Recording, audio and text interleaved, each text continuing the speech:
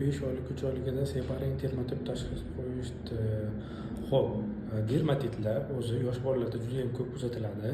Buni xalq tilida qazg'oq deb ham yoki bo'lmasa oylik deb ham ataladi. Har xil turli xil nomlari bor.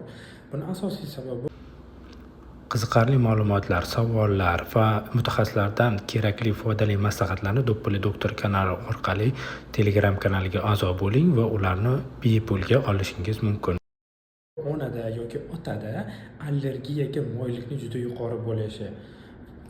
Albatta yoki onada yoki otalardagi holat ham o'tishi mumkin bolaga.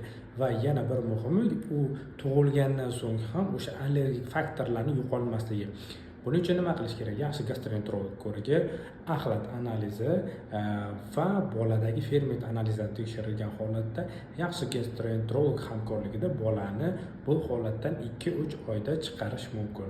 Bu nimasi bilan xavfli desa, agar ovqat hazm qilish buzilganda bolalarda o'sish va rivojlanishdan orqada qoladi va aqliy faoliyatiga ham ta'sir ko'rsatishi mumkin.